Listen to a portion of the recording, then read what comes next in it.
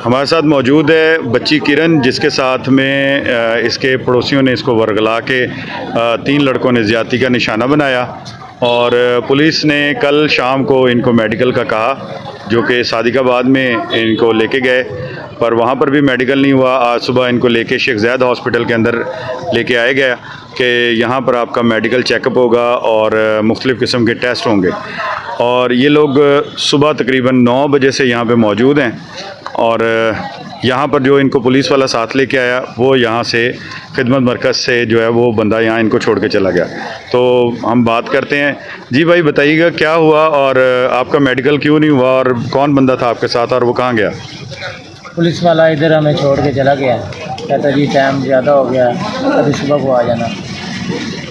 तो पुलिस ने आपसे इस सिलसिले में कोई ख़र्चा वगैरह भी लिया है और कोई मज़ीद कुछ आपसे डिमांड कर रहे हैं? खर्चा वगैरह ले रहे हैं।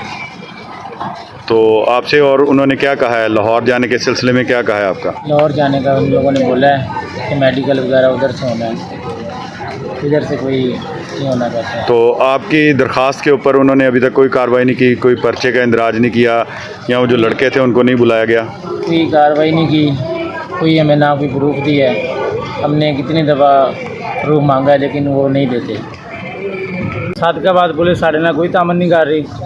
DPO साहब जिला रेंजर खान मरियम नवाज अपील है, ਜਿਹੜੇ ਸਾਡੇ 3 ਮੁਜਰਮ ਆ ਉਹਨਾਂ ਨੂੰ ਫੌਰੀ ਗ੍ਰਿਫਤਾਰ ਕੀਤਾ ਜਾਏ।